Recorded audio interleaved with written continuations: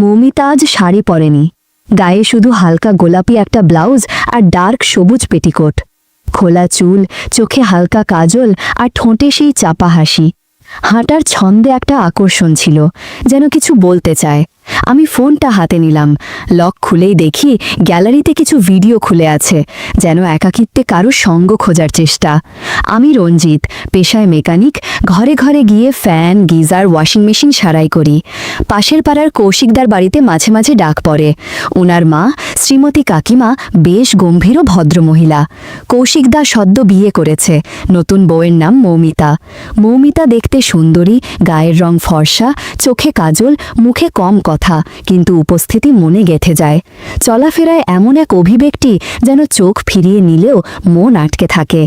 সেদিন ছিল বিয়ের পরদিন। বাজারে গিয়ে শুনলাম, জানিস রঞ্জিত, কৌশিক নাকি ফুলসজ্জা রাতেও বউয়ের কাছে ছিল না। আমি একটু চমকে বললাম, মানে? ওরা বলে গেল নাকি ঝুমার কাছে, সেই পুরনো প্রেম। ঝুমা পাশের পাড়ার মেয়ে, সুন্দরী, নিজেকে বেশ যত্নে রাখে। গায়ের অনেক ছেলের রাতের ঘুম ওর নামেই বাঁধা। শোনা গেল কৌশিক ফুলসজ্জার রাতে ওর কাছেই ছিল। এই খবর শুনে আমার বুকটা কেমন ভার হয়ে উঠল। একদিকে নতুন বউ, পরনে রাঙ্গা গয়না, চাহনি ভরা অপেক্ষা, অন্যদিকে সে পড়ে আছে পুরনো অতীতে। পরদিন সকালে আমি কাজে গিয়ে দেখি মৌমিতা রান্নাঘরে। গায়ে নরম সাদা ব্লাউজ, ঘামের বিন্দু পর্যন্ত ওকে সুন্দর লাগছিল। পেছন থেকে ব্লাউজের ফিতেটা খোলা ছিল, যেন কারো সহানুভূতির জন্য একটা নীরব আহ্বান। কৌশিক রুটি সবজি খাচ্ছে, কিন্তু একবারও মৌমিতার দিকে তাকাচ্ছে না। মেয়েটা হালকা নিচু হয়ে কিছু দিচ্ছিল, কিন্তু কৌশিক যেন চোখ বন্ধ করে রেখেছে। শুধু মাথা নিচু করে বলল, আর একটু পর অফিসে যাব মা। কাকিমা মিটিমিটি হাসে, হয়তো কিছু টের পায় না, কিন্তু আমি বুঝি এই বাড়ির ভিতর কিছু একটা ঠিক নেই। আমি গেট পেরিয়ে বেরিয়ে যাচ্ছিলাম, হঠাৎ পিছন ফিরে দেখি মৌমিতা বারান্দার রেলিং ধরে দাঁড়িয়ে, চোখে এক অভিমানী নীরবতা। সেই চাহনিতে যেন বলা ছিল, যে আগুন আমার মধ্যে আছে তার তাপ কেউই অনুভব করছে না। সূর্যের আলোয় ঝুমার গায়ের ত্বকটা যেন আলো ছড়াচ্ছে।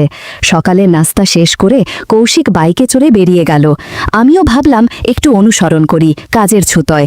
এক সময় দেখি কৌশিকদা একটা নির্জন জায়গায় গেছে, ধান ক্ষেতের পাশে খোলা একটা মাঠ, পাশে একটা আম গাছের ছায়া। আমি নিজেও সেদিকেই যাচ্ছিলাম। হঠাৎ দেখি ঝুমা আর কৌশিক ওখানে বসে। ঝুমা পরেছে একটা হালকা হলুদ সালোয়ার, ওড়নাটা আলগা, চোখে গাঢ় কাজল, ঠোঁটে রঙের ছোঁয়া। ঝুমা চুপচাপ বসেছিল। হঠাৎ বলে উঠল, তুমি জানো, আমি এখনো তোমাকেই মনে করি। কৌশিক একটু থেমে বলে, তুমি জানো না, আমি বিয়ে করলেও আসল শান্তিটা তোমার সঙ্গেই খুঁজি। ঝুমা ওর কাছে একটু এগিয়ে আসে, হাতটা আলতো করে কৌশিকের কাঁধে রাখে। ওদের মাঝে যেন শব্দের চেয়ে অনেক বেশি কিছু বলা হচ্ছিল, চোখে চোখে। ঝুমা মাথা হেলিয়ে রাখে কৌশিকের কাঁধে, আর কৌশিক তার পিঠে হাত রাখে। মুহূর্তটা ছিল একদম নীরব, কিন্তু অনুভবে ভরা। আমি দূর থেকেই দেখছিলাম তাদের মাঝে দূরত্বটা হারিয়ে যাচ্ছে। কারো মুখে কোনো কথা নেই, কিন্তু বোঝা যাচ্ছিল এই মুহূর্তটাই তাদের কাছে বাস্তব। আমি আর দাঁড়ালাম না, চুপচাপ হাঁটা দিলাম। ভেতরে একটা চাপা কষ্ট হচ্ছিল। এটা কি ভালোবাসা না বাসনার ছায়া, ঠিক বোঝা গেল না।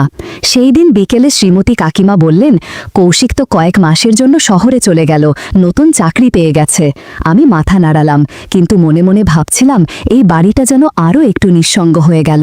বিকেলে দেখি মৌমিতা রান্নাঘরের জানালার পাশে দাঁড়িয়ে মাঠের দিকে তাকিয়ে আছে। গায়ে ছাপা শাড়ি, মাথায় খোপা বাঁধা, গলার মঙ্গলসূত্রটা হালকা দুলছে বাতাসে। চোখে যেন অজানা এক শূন্যতা। কৌশিক যখন ছিল তখনও কথা বলতো না তেমন, আর এখন পুরো ঘরটাই যেন নিঃসঙ্গ হয়ে গেছে। রাতে আমি পাশের ছাদের ডিশ লাইনের অ্যান্টেনা ঠিক করছিলাম। তখন দেখি কৌশিকদের ঘরের জানালা দিয়ে হালকা নীল আলো আসছে। বিছানায় একা শুয়ে আছে মৌমিতা। ঘরের মধ্যে কোনো শব্দ নেই, শুধু হালকা বাতাসের আওয়াজ আর নিঃশ্বাসের ছন্দ। ওর পাশ ফিরার ভঙ্গিতে মনে হচ্ছিল শরীরটা নয়, বরং মনটাই যেন অস্থির হয়ে আছে। একটানা নিঃসঙ্গতা কারো ভিতর থেকে কিভাবে নড়ে ওঠে সেটা মৌমিতার ওই নিঃশব্দ রাতেই টের পাওয়া যায়। মনটা কেমন যেন অস্থির হয়ে উঠেছিল। বারান্দার হাওয়ায় ওর শাড়ির আঁচলটা সরে গিয়েছিল। চোখ বন্ধ করেও ঘুম আসেনি, এটা দূর থেকেই বোঝা যাচ্ছিল। মনে হচ্ছিল মৌমিতার মনের ভিতরে কিছু একটা একটা ঘুরপাক খাচ্ছে, না বলা অনুভূতির ঢেউ যেন নিজের সঙ্গেই লড়াই করছে। ওর মুখে ছিল না কোনো কথা, কিন্তু ভঙ্গিমায় ছিল এক রকমের একাকিত্ব, যেন কাউকে বলার মতো কিছু আছে কিন্তু বলা যায় না। দূর থেকে দেখে আমার বুকটা কেমন করে উঠল জানি, এটা আমার জায়গা না, তবুও মানুষ তো, অনুভূতি আটকে রাখা সবসময় সম্ভব হয় না। রাতটা কেটে যায়, আমি নিশ্চিত শুধু আমিই না, মৌমিতারও ঘুম আসেনি সেদিন। সকালে পাশ দিয়ে যাচ্ছিলাম, দেখিও বারান্দায় দাঁড়িয়ে, চোখে ঘুম ঘুম ভাব, চুল এলোমেলো। আমাদের চোখ একবারের জন্য মিলেছিল, তাতেই মনে হলো কিছু একটা ভেতর থেকে বদলাচ্ছে। সেদিন দুপুরে দোকানে বসে থাকতেই ফোন এলো কৌশিকদার নম্বর থেকে। ওপারে শ্রীমতী কাকিমা বললেন, রঞ্জিত, ওপরের ঘরের ফ্যানটা ঘোরে না, বৌমার ঘুমানো মুশকিল হয়ে গেছে গরমে, তুই একটু দেখে যা। আমি বললাম, আসি কাকিমা, একটু পারেই যাচ্ছি। দরজা খুলল মৌমিতা, গায়ে সাদা প্রিন্টের একটা ঘরোয়া শাড়ি, খোলা গলায় বিনুনি ঝুলছে, চোখে ক্লান্তির ছাপ। আঁচলটা আলগা ছিল, তবুও ওর চোখের দিকে তাকিয়েই বোঝা গেল কিছু একটা চাপা কথার মতো জমে আছে। আমি বললাম, টেবিলটা একটু টানলে দাঁড়াতে পারবো। ও নিজেই টেবিলটা সরিয়ে দিল। আমি উঠলাম, ফ্যান খুলতে খুলতে টের পেলাম নিচে দাঁড়িয়ে ও আমার দিকেই তাকিয়ে আছে। মাঝে মাঝে চোখ নামায়, আবার চোখ আটকে রাখে। আমার শরীরে ঘাম, কাজের তাড়ায় তাড়াতাড়ি উঠতে গিয়ে হয়তো শার্ট একটি সরে গিয়েছিল, কিন্তু তখন মনে হচ্ছিল ঘরের বাতাসের থেকেও বেশি গাঢ় কিছু জড়িয়ে আছে। আমি নিচু হয়ে বললাম, বোর্ডে একটু কারেন্ট উঠছে, তবে ফিউজ টানলেই ঠিক হয়ে যাবে। মৌমিতা বলল, আপনি জল খাবেন? আমি বললাম, না, হয়ে গেলে চলে যাব। তবুও সে রান্নাঘরে গিয়ে জল এনে টেবিলে রাখল। ফ্যান চলতে শুরু করলো, ঘরে একটু হাওয়া নড়ল, কিন্তু আমাদের মাঝের নীরবতাটাও যেন হালকা করে কেঁপে উঠল। নামার সময় ভারসাম্য হারিয়ে জানালার গ্রিল ধরে ফেললাম। নিচে তাকিয়ে দেখি মৌমিতা এক দৃষ্টে তাকিয়ে আছে, চোখে কোনো সংকোচ নেই, এক ধরনের নীরব ইঙ্গিত আছে। আমি শুধু বললাম, হয়ে গেছে, যাই তাহলে। মৌমিতা থেমে বলল, একটা জিনিস বলবো? আমি ঘাড় নাড়িয়ে বললাম, হ্যাঁ বলেন।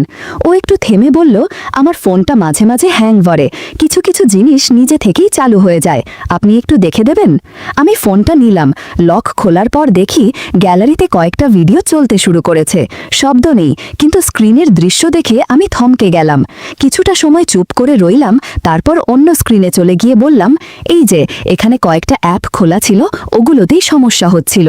মৌমিতা মাথা নাড়ল, চোখে কোনো অস্বস্তি ছিল না, বরং মুখে ছিল এক টুকরো শান্ত হাসি। বলল, তাহলে ঠিক হয়ে যাবে তো? আমি বললাম, হ্যাঁ ঠিক থাকবে, শুধু খেয়াল রাখবেন ভুল করে যেন আবার এসব খোলা না থাকে। মৌমিতা মৃদু হাসিতে বলল, আচ্ছা মনে রাখব। আমি দরজা দিয়ে বেরিয়ে যাচ্ছিলাম, কিন্তু পেছনে যেন কারোর দৃষ্টি টের পাচ্ছিলাম, একটা নীরব উপস্থিতি, যেটা স্পষ্ট ভাষায় কিছু না বললেও একটা গভীর বার্তা দিয়ে যায়। সেদিন মৌমিতা শাড়ি পরেনি, গায়ে ছিল হালকা গোলাপি ব্লাউজ আর সবুজ পেটিকোট, খোলা চুলে হালকা কাজল আর সেই চেনা চাপা হাসি। বলল, এই তো বাথরুমে জানতো একবার, গিজারটা চলছেই না। আমি ওর পেছনে পেছনে এগোলাম। ওর চলার ভঙ্গিতে আজ একটা আলাদা ছন্দ ছিল, কিছুটা ধীর, কিছুটা যেন ইচ্ছে মতো গভীর। বাথরুমের দরজা খোলা ছিল, আমি ঢুকে গিজারের সুইচটা পরীক্ষা করছিলাম। হঠাৎ শুনি পেছনে নিঃশব্দ একটা উপস্থিতি। আয়নায় চোখ পড়ে, দেখি মৌমিতা দরজার ফ্রেমে দাঁড়িয়ে আছে, এক হাত দেয়ালে, অন্য হাতে চুল সোজা করছে। জামার কাঁধে ঘামের দাগ, গলার কাছে জামার কাপড়টা কিছুটা স্যাঁতস্যাঁতে। ওর চোখে চোখ পড়তেই মৌমিতা হালকা হাসল, বলল, আপনার তো যন্ত্রপাতি ঠিক করার অভ্যাস, এই ধরনের যন্ত্রণা ঠিক করা যায়? আমি বুঝে গেলাম ও চায় আমি কিছু বুঝি। কোনো শব্দ না করে যা বলা হয় সেই ভাষা বোঝার চেষ্টা করছিলাম। আমি ধীরে ধীরে কাজ করতে থাকলাম, ওর দৃষ্টি আমার দিকেই। আমাদের মাঝখানে তখন শুধু কয়েকটা নিঃশব্দ মুহূর্ত, যেগুলো শব্দের চেয়ে অনেক বেশি অর্থ বহন করে। মৌমিতা আয়নার দিকে তাকিয়ে বলল, আপনি যেদিন ফ্যান সারতে এসেছিলেন সেদিন আপনি কিছু দেখেছিলেন, তাই না? আমি বললাম, যেটুকু দেখেছি তা দেখে চুপ থাকা খুব সহজ ছিল না। মৌমিতা মৃদু গলায় বলল, আজ আপনি আবার দেখলেন, এবার কি করবেন? আমরা কেউ এগিয়ে যাইনি, কিন্তু দৃষ্টি বলছিল এই দুপুরটা আর 5টা দিনের মতো থাকবে না। সেই দুপুরে ঘরের দরজাটা আলতো করে বন্ধ হয়েছিল। ভেতরে কোনো শব্দ ছিল না, শুধু নিঃশ্বাসের ছন্দ, চোখের ভাষা আর এমন এক অনুভব যেটা কোনো গিজার নয়, ভেতরের দীর্ঘ শূন্যতাকে উষ্ণ করে তুলেছিল। সেদিন থেকেই মৌমিতার ভেতরে যেন এক নতুন আলো ফিরতে শুরু করল। এক দুপুরে আমি মাঠে কাজ করছিলাম, গায়ে ঘাম, হাত মুখে কাদা। হঠাৎ মনে হলো কেউ তাকিয়ে আছে। দূরে তাকিয়ে দেখি ঝুমা জানালার ফাঁক দিয়ে চেয়ে আছে। চোখে কৌতূহল নয়, যেন তার চেয়েও কিছু গভীর। আমি চোখ নামিয়ে নিলাম, কিন্তু বুঝে গেছিলাম ও একা একা, শুধু শরীর নিয়ে নয়, মনটাও যেন দীর্ঘ সময় ধরে চাপা পড়ে আছে। এরপর কয়েকদিন কেটে যায়। ভাবলাম হয়তো ভুল ভেবেছি, কিন্তু একদিন সন্ধ্যায় সাইকেল নিয়ে যাচ্ছিলাম, হঠাৎ ঝুমার ডাক, এই রঞ্জিত দা, একটু আসবেন?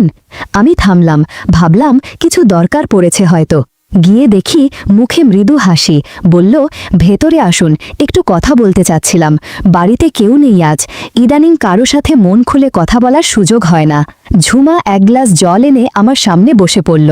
আমি বললাম, সব ঠিক তো? ও হেসে বলল, সবই ঠিক, আবার কিছুই ঠিক না। কৌশিক যেদিন থেকে গেছে মনে হয় আমি নিজেকেই চিনতে পারছি না। একাকিত্ব যে এমন কষ্ট দেয় বুঝিনি আগে।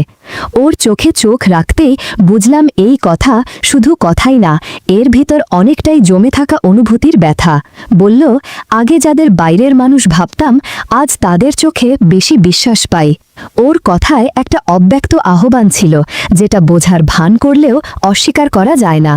চুপচাপ বসেছিলাম আমরা, চারপাশে শীতল বাতাস, কিন্তু আমাদের মাঝে যেন অদৃশ্য একটা উষ্ণতা জমছিল।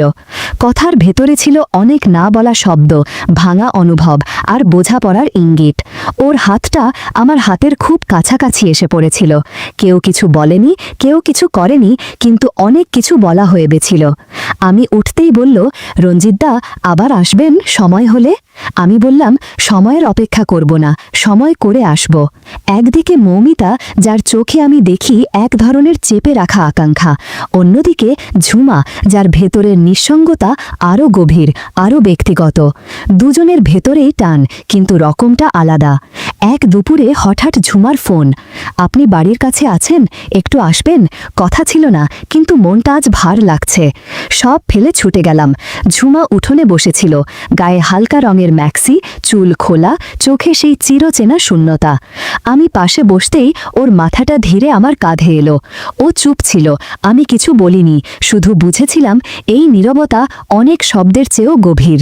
ও আমার হাতটা আলতো করে ধরল, বলল না কিছু, কিন্তু দৃষ্টি দিয়ে অনেক কিছু জানিয়ে দিল। আমরা কিছু সময় একসাথে বসেছিলাম, কথা কম, অনুভব বেশি। ঘরের জানালায় নরম আলো, বাতাসে এক ধরনের শান্ত স্পর্শ। সেই মুহূর্তটা ছিল খুব ব্যক্তিগত, কিন্তু এতটাই নীরব ও সংবেদনশীল যে ভাষা দিয়ে বোঝানো যায় না। যখন আমি চলে আসছিলাম, ঝুমা বলল, আজ তুমি ছিলে, তাই দিনটা ভালো কেটেছে, আবার আসবে তো? আমি মাথা নাড়িয়ে বললাম, অবশ্যই আসব। কিন্তু সেই রাতেই হঠাৎ একটা হোয়াটসঅ্যাপ এলো। মৌমিতা লিখেছে, ঘুম আসছে না, ফ্যানটা কাল একটু দেখে যাবেন। আমি জানতাম ওর ফ্যান ঠিকই আছে, তবে আরও ভালো জানতাম ভেতরের কিছু হয়তো এখনও জট পাকিয়ে আছে। রাতের দিকে গেলাম ওদের বাড়িতে। চারদিক নিঃশব্দ, অদ্ভুত এক শান্ত পরিবেশ। দরজা খুলতেই দেখি মৌমিতা দাঁড়িয়ে আছে, গায়ে হালকা রঙের সিল্কের শাড়ি, আঁচল নেই, মুখে একটা চাপা হাসি। নরম গলায় বলল, আপনি তো সবার সবকিছু ঠিক করেন, আমারটা একটু দেখবেন না? আমি ভেতরে ঢুকে দরজাটা টেনে দিলাম। ও ঘুরে দাঁড়াতেই চুলের খোপাটা খুলে পড়ল, চুল ঢলে পড়ল পিঠ জুড়ে। আমি ধীরে ধীরে কাছে এগিয়ে গেলাম। আমার পাশে এসে বসতেই ওর হাত আমার কাঁধে। আমরা দুজনেই চুপ, কিন্তু দৃষ্টিতে চলছিল বোঝাপড়া। সেই রাতের নিঃশব্দতায় আমাদের ভেতরের কথাগুলো যেন আরও কাছাকাছি এনে দিল। রাত গভীর হচ্ছিল, আর আমাদের মধ্যকার দূরত্ব যেন কমে আসছিল ধীরে ধীরে। সেই মুহূর্তটা ছিল নিঃশব্দ, কিন্তু গভীর, যেখানে শব্দের চেয়ে বেশি কথা বলছিল চোখ, দৃষ্টি আর সময়। একদিন হঠাৎ শুনলাম কৌশিকদা শহর থেকে ফিরে এসেছে। খবরটা শুনেই মনে একটু অস্থিরতা। ও কার জন্য ছুটে এসেছে? মৌমিতা না ঝুমা? আমি ওদের বাড়ির গেট পেরিয়ে ঢুকতেই ওর সঙ্গে মুখোমুখি। কৌশিকদা খুব একটা বদলায়নি, তবে চোখে মুখে ক্লান্তির ছাপ। আমায় দেখে হেসে বলল, এই রঞ্জিত, কেমন আছিস রে, কতদিন পরে দেখা? আমি হেসে বললাম, ভালোই আছি দাদা, আপনি কেমন? বলল, শহরের জীবন অনেক আলাদা, এখানে ফিরে মনে হয় আবার যেন শ্বাস নিতে পারছি ঠিক করে। আমরা বারান্দায় বসলাম। ঠিক তখনই মৌমিতা জল এনে দিল। সেই মুহূর্তে আমি স্পষ্ট বুঝলাম, যাকে কৌশিক রেখে গিয়েছিল সে আর আগের সেই মেয়েটি নেই। মৌমিতার মুখে এখন এক অন্যরকম আলো, চোখে যেন গভীরতা আর শরীরী ভাষায় আত্মবিশ্বাসের ছাপ। ওর চলনে এসেছে এক ধরনের ধীর ভার, যেন অনেক কিছু বুঝে নেওয়ার পর পাওয়া বোঝাপড়া। ব্লাউজটা আগের তুলনায় এক সাইজ বড়, খোপাটাও আলগা, সব মিলিয়ে যেন এক অনুচ্চারিত বার্তা লুকিয়ে আছে ভঙ্গিমায়। আমার দিকে তাকিয়ে হালকা হেসে বলল, এই গরমে বেচারার শরীর খারাপ না হয়ে যায়।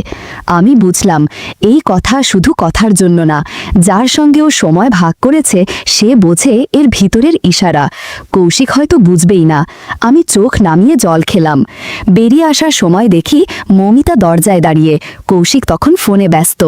মৌমিতা নিচু গলায় বলল, আপনি তো এখন আগের চেয়ে অনেক চুপচাপ হয়ে গেছেন রঞ্জিত, আপনি কি এখন সময় দেন অন্য কোথাও? আমি হাসলাম, আমার সময় এখন কেবল যার সত্যিই প্রয়োজন তার জন্যই থাকে।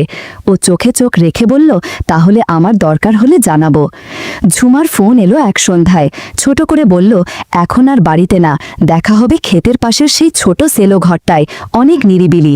আমি হেসে বললাম, ঠিক আছে, কিন্তু বেরিয়ে আসার সময় মনে হচ্ছিল দরজার ফাঁক দিয়ে এখনও যেন ওর চোখের সেই চাহনি আমায় থামিয়ে রাখতে চাইছে। সন্ধে তখন নামছে, আমি এক চায়ের দোকানের সামনে দাঁড়িয়ে আছি। হঠাৎ দেখি রাস্তা দিয়ে ঝুমা আর কৌশিক হাঁটছে।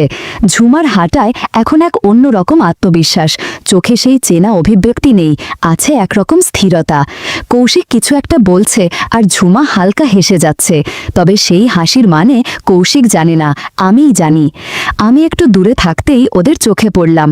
কৌশিক ডাক দিল, এই রঞ্জিত, আয় ভাই এই দিকে। আমি এগিয়ে গেলাম। ঝুমা মৃদু গলায় বলল, আজকাল তো আপনাকে দেখা যায় না, কোথায় ছিলেন এতদিন? আমি হালকা হাসলাম, এই তো এখানে সেখানে কাজে ব্যস্ত। ঝুমা এক চঞ্চল হাসি হেসে বলল, আপনার মতো মানুষকে তো অনেকে খুঁজে নেয়, প্রয়োজনও তো হয় মাঝে মাঝে, তাই না? আমি বুঝলাম ও যা বলল তার মানে কেবল যন্ত্র সারানোর বিষয় নয়, কিন্তু কৌশিক কালকের মতো সরলতায় দোকানদারকে বলে, 3টা চা দাও ভাই। আমরা 3জন দাঁড়িয়ে চুপচাপ চা খাচ্ছি। চায়ের কাপের ধোঁয়ার মতো আমাদের মাঝে ভেসে বেড়াচ্ছিল 3টা ভিন্ন সম্পর্ক, 3জন কিন্তু 3 রকম অনুভব, 3টা না বলা গল্প। আর মাঝখানে আমি নির্বাক, ঘোলাটে আবেগে আটকে, কোনো নির্দিষ্ট ঠিকানাহীন এক বাস্তবতার মাঝে দাঁড়িয়ে।